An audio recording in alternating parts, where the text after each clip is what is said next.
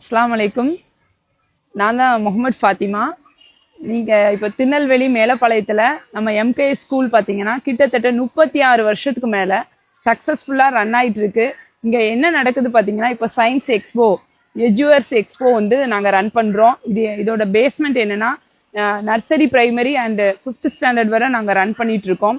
இதோட அடித்தளம் என்னன்னு பார்த்தீங்கன்னா, எங்கள் குழந்தைங்களுக்கு பேஸ்மெண்ட் வந்து ரொம்ப ஸ்ட்ராங்காக இருக்கணுங்கிற அடிப்படையில் இந்த எக்ஸ்போ வந்து நாங்கள் ரன் பண்ணுறோம். இது மூலமாக பிள்ளைங்களுக்கு இந்த ப்ராக்டிக்கல் தியரிட்டிக்கல் நாலேஜ் வந்து கிடைக்கணுங்கிறதுக்காக இந்த எக்ஸ்போ ரன் பண்ணுறோம். எப்படி இருக்குன்னு பார்க்கலாமா? வாங்க.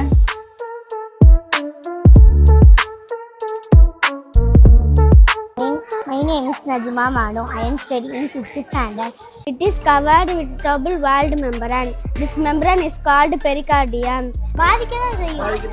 அது போக மற்றபடி என்ன பாதிப்புலாம் இருக்கும்? மரம்லாம் அப்படியே சாஞ்சி எரிஞ்சு கரிஞ்சு. அது நம்ம ஊருக்குள்ள இருந்துச்சுன்னா பெரிய ஆபத்து. ஆமா, நம்ம வீட்டெல்லாம் எரிச்சிடும், பார்க்கவே செய்யாது. Good morning, welcome to our school. My name is K.S. Muhammad Ibrahim. I am studying 3rd standard. அஸ்ஸலாமுஅலைக்கும் வரஹ்மத்துல்லாஹி வபரகாத்துஹு. புனிதமான கல்பான நபிகளுடைய காலத்தில் மக்கள் தவாப் பண்ண கூடிய ரம்தான் இது. மக்கா மாமு இப்ராஹிம் அலைஹிஸ்ஸலாம் அவர்களுடைய காலடி தலை மக்கள் 2 ரக்காத் தொழுவாங்க. சஃபா மருவா மலையில இருந்து தொங்கலோட்டு ஓடுவாங்க. தொங்கலோட்டை ஏன் ஓடுறாங்க அப்படின்னா, ஹஜ்ரத் அலைஹிஸ்ஸலாம் அவங்களுடைய காலத்தில் அவங்களையும் அவங்களுடைய குழந்தையும் இப்ராஹிம் அலைஹிஸ்ஸலாம் அவங்க விட்டுட்டு போகும்போது அவங்க வந்து அந்த குழந்தை வந்து தண்ணீர் காண்டி அழுகும்போது சஃபா மலைக்கு போய் பார்த்தாங்க, அங்கேயும் இல்லை.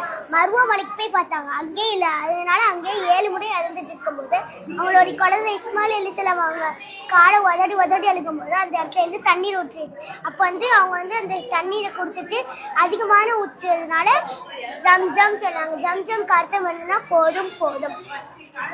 அதுக்கடுத்து மீனால வந்து ஹாஜிகள் வந்து தங்கக்கூடிய இடம்.